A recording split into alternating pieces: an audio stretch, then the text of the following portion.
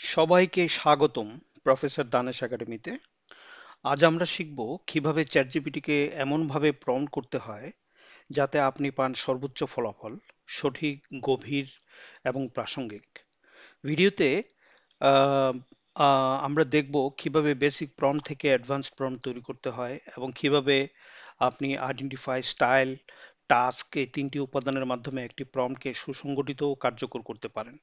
এছাড়া আলোচনা করব দুটি পাওয়ারফুল কৌশল, ফ্র্যাক্টাল প্রম্পটিং টেকনিক এবং রিভার্স ইঞ্জিনিয়ারিং টেকনিক। চলুন সময় নষ্ট না করে শুরু করা যাক। প্রম্পটিং হচ্ছে এআই কে প্রশ্ন করার শিল্প। একটি প্রম্পট মানে শুধু নির্দেশনা নয়, বরং কনটেক্সট, রোল, স্টাইল সবকিছু সমন্বয়। ধরুন কেউ বলল write an essay on climate change. আচ্ছা, এরকম একটা প্রম্পট যদি আমি চ্যাটজিপিটিকে দেই, তাহলে সে কিন্তু আমাদেরকে উত্তর দিবে যেমন এরকম, write an essay on climate change. তাহলে কিন্তু সে সাথে সাথে তার মতো করে সে উত্তর দিতে হবে। এখানে কিন্তু আমি কোনো কিছু স্পেসিফাই করি নাই, কিভাবে লিখতে হবে, আহ, কোন দিকে লিখতে হবে, এটার কম্পোনেন্ট গুলো কিভাবে ভাগ করতে হবে, কিছুই বলি নাই। সে কিন্তু একটা আনসার দিয়ে দিল, কিন্তু এই আনসারটা হয়তো আমাদের সবার কাজে নাও লাগতে পারে। কিন্তু আমি যদি এভাবে বলি, you are a policy adviser, in a formal tone write a 3 paragraph essay explaining the economic impact of climate change in developing countries. আমি যদি প্রমটা এভাবে দেই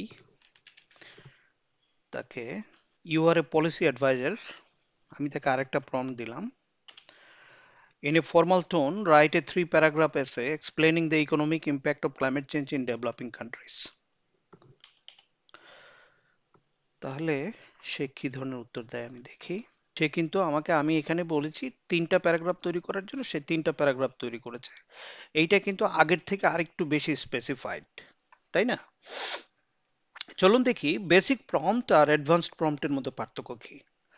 বেসিক প্রম্পট হচ্ছে, আপনি ধরেন কাউকে বললেন যে আপনি ঢাকা যান, ঢাকায় যাওয়াটা আপনার জরুরি।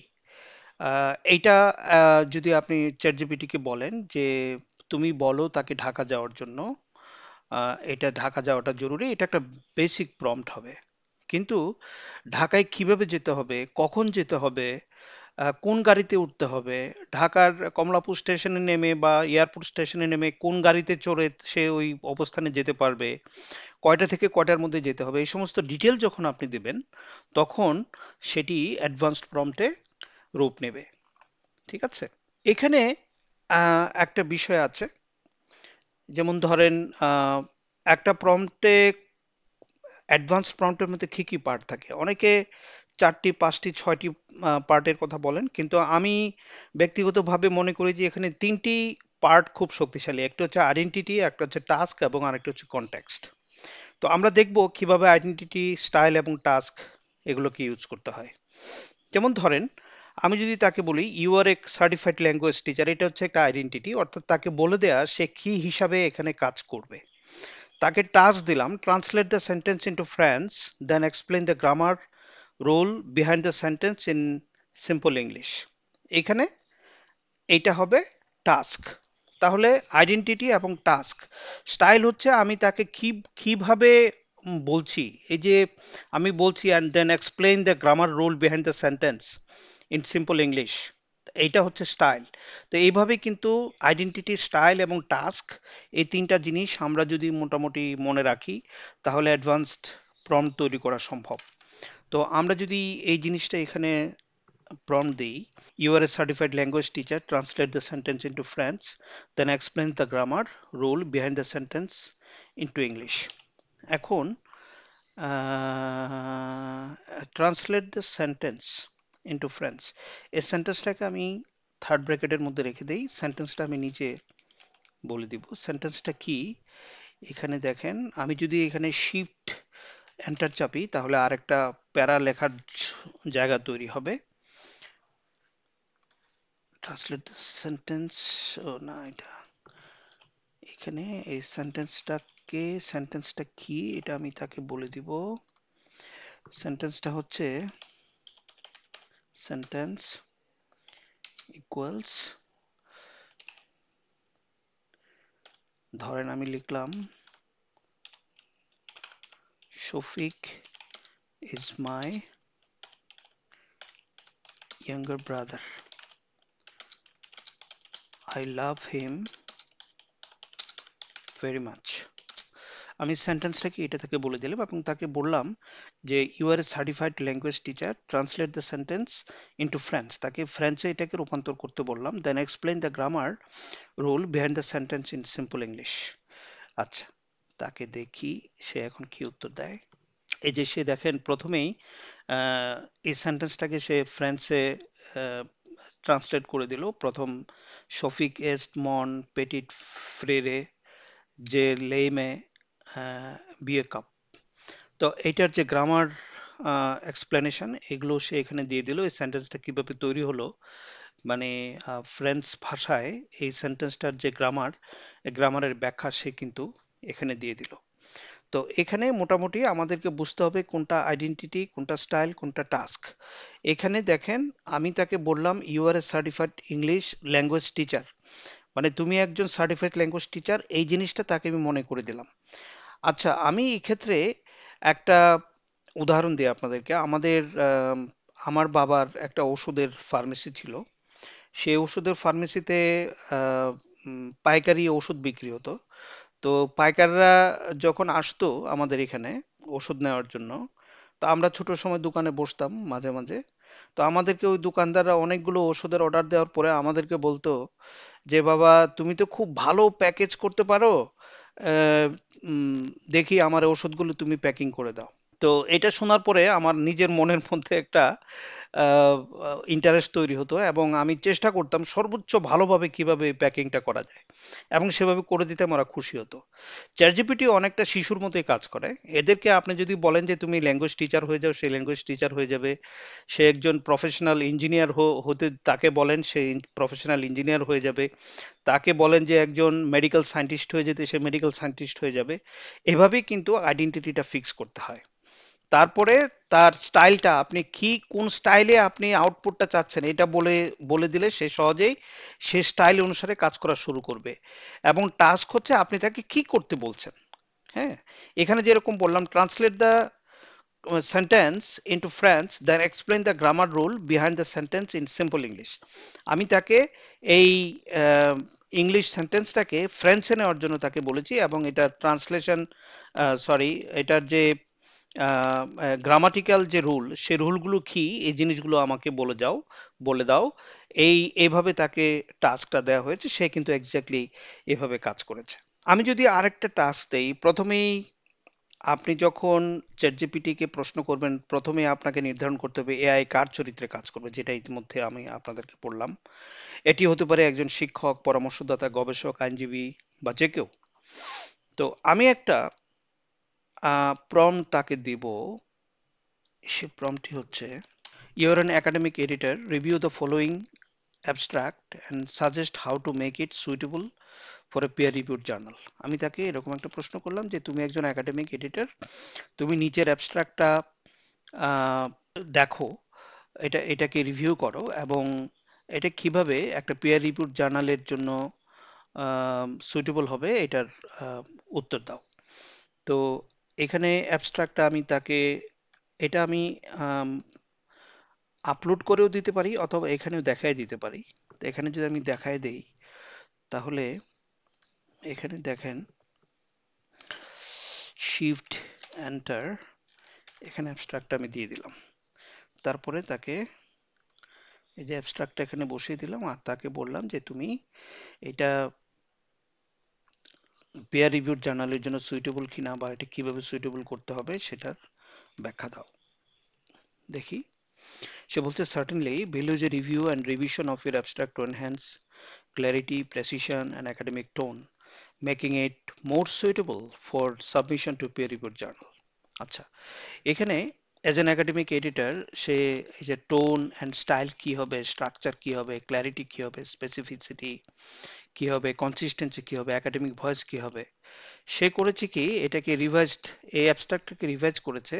এটা কোনো একটা সায়েন্টিফিক আর্টিকেলে পাবলিশ করার জন্য এটাকে কি স্টাইল নির্দেশ করে উত্তরের ভাষা কেমন হবে। আপনি চাইলে তা হতে পারে ফর্মাল, ফ্রেন্ডলি, উইটি, পয়েটিক বা স্টোরি টেলিং। আমি যদি তাকে এরকম একটা explain the theory of relativity in a friendly story telling tone suitable for high school students. এখানে স্টাইলটা কিন্তু বলা আছে, স্টাইলটা কি হবে, in a friendly story telling tone suitable for high school students. High school স্টুডেন্টের জন্য সুইটেবল এরকম একটা, এরকম ভাবে তুমি ফ্রেন্ডলি স্টোরি টেলিং টোনে থিওরি অফ রিলেটিভিটিটা ব্যাখ্যা করো। তাহলে দেখি সে কি উত্তর দেয়। সে কিন্তু যথাযথভাবে থিওরি অফ রিলেটিভিটিটাকে ব্যাখ্যা করেছে। এটা হচ্ছে স্টাইলের উদাহরণ। সবশেষে আপনাকে স্পষ্টভাবে জানাতে হবে এআই কি করবে, মানে টাস্ক। এটার জন্য আমি যদি একটা প্রম্পট দেই, যেমন ধরেন এখানে লিখলাম compare the leadership, compare the leadership styles of Elon Musk and Steve Jobs in terms of innovation, communication and team management. এভাবে ইলন মাস্ক এবং স্টিভ জবসের যে রোল আছে এটাকে ব্যাখ্যা করতে বলেছি ইনোভেশন, কমিউনিকেশন এবং টিম ম্যানেজমেন্টের উপর ভিত্তি করে তাদের যে লিডারশিপ আছে সেই লিডারশিপ স্টাইলস গুলোকে ব্যাখ্যা করতে বলেছি। এটা একটা টাস্ক হতে পারে। এখানে দেখেন এই টাস্কের মধ্যে কি আছে, দেখি সে কি উত্তর দেয়। Certainly, here is a detailed comparison of Elon Musk and Steve Jobs in terms of innovation, communication and team management. এখানে দেখেন খুব চমৎকার ভাবে একেবারে টেবিল আকারে স্টিভ জবস, এলন মাস্ক, প্রথম হচ্ছে ইনোভেশন, কমিউনিকেশন, টিম ম্যানেজমেন্ট, এভাবে কিন্তু সে, এবং সামারিও সে দিয়ে দিয়েছে, এভাবে কিন্তু সে আমাকে ব্যাখ্যা দিয়েছে। এটা হচ্ছে টাস্কের ব্যাখ্যা। ঠিক আছে, এবার আমরা দেখব যে ফ্র্যাক্টাল টেকনিক কি। ফ্র্যাক্টাল টেকনিক হচ্ছে একটা স্তরভিত্তিক কৌশল যেখানে একটা জটিল টাস্ককে ভেঙে ধাপে ধাপে ছোট ছোট সাব টাস্কে রূপান্তর করা হয়। প্রতিটি সাব প্রম্পট আগেরটির উপর ভিত্তি করে গঠিত হয়। ঠিক আছে, এটা কেউ কেউ এটাকে কনভারসেশনাল টেকনিকও বলতে পারে। এটা ফ্র্যাক্টাল টেকনিকও আমরা বলি, কনভারসেশনাল টেকনিকও বলি। তাহলে এখানে আমি যদি এরকম একটা টাস্ক দেই, আইডেন্টিটি দেই, you have been a uh, scientific content writer, scientific content writer for many years. Writer বানানটা ভুল আছে। You know how to write scientific article. You know how to write scientific article in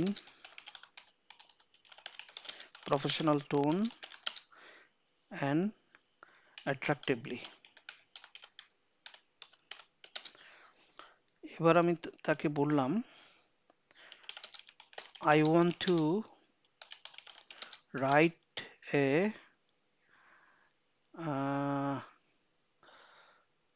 paragraph on climate change in Bangladesh. Please write it for me. আচ্ছা, আমি যদি এরকম একটা, আচ্ছা বললাম you know how to write a scientific article in a professional tone and attractively, an attractive manner. I would like to write a paragraph. I want to write a paragraph about climate change in Bangladesh. Please write it for me. তাহলে সেই কি answer দেয় দেখি। এখানে কিন্তু একটা, প্রথমে একটা বেসিক প্রম্পট দেওয়া হলো, কিন্তু আমি তাকে কিছু বলি নাই যে আমার এটা কত শব্দের হতে হবে, কি হতে হবে। আমি তাকে, ঠিক আছে, এটা আমি স্টেপ বাই স্টেপ তাকে বলবো। এটাই হচ্ছে ফ্র্যাক্টাল টেকনিক। আমি তাকে বলবো please write it in 500 words with 3 paragraphs. ঠিক আছে,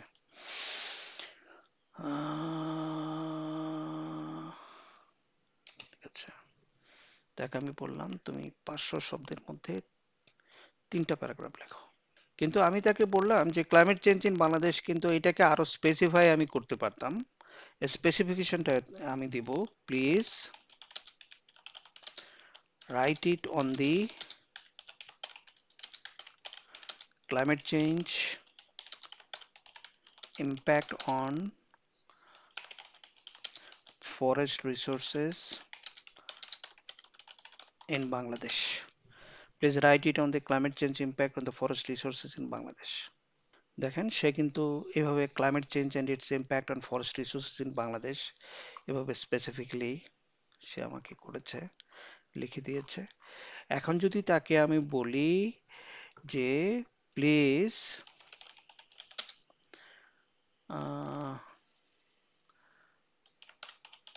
insert appropriate citation inside the text, please don't hallucinate.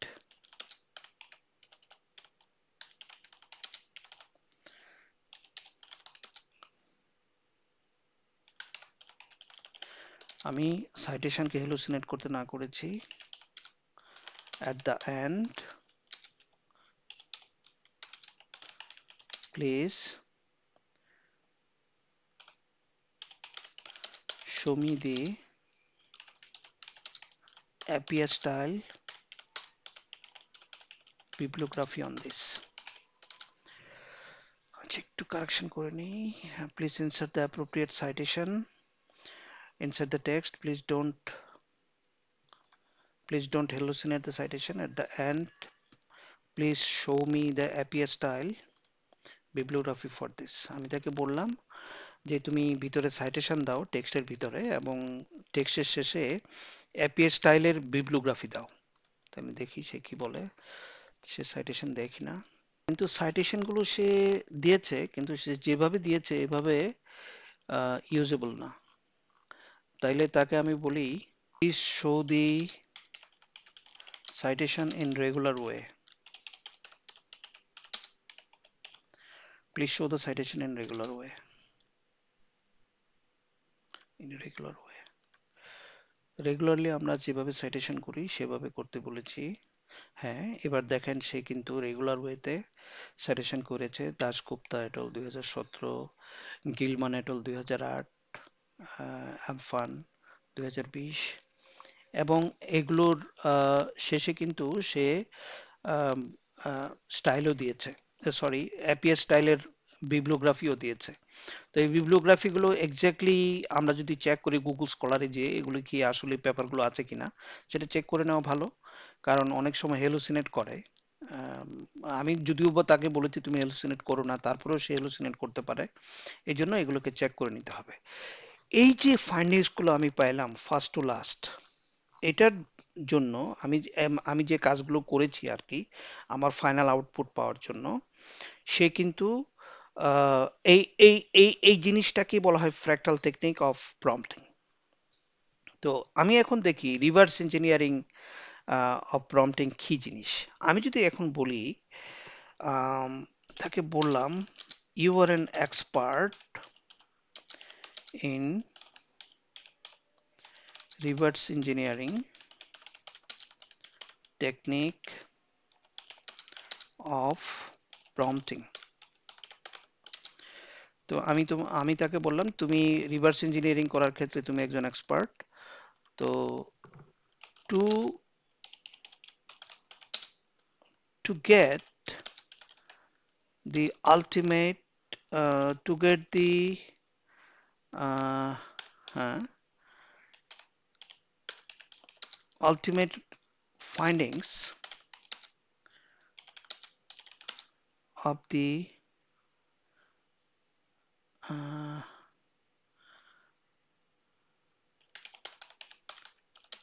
content writing,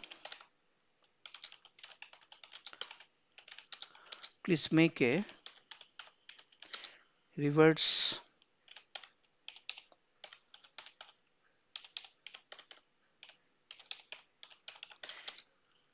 engineering of prompt.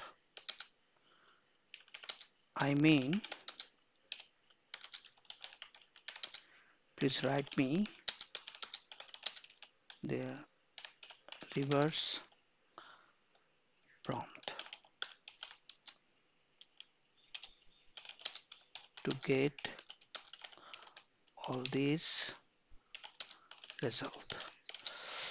আচ্ছা, দেখি এখন সে আমাকে কি প্রম্পটটা তৈরি করে দেয় কিনা।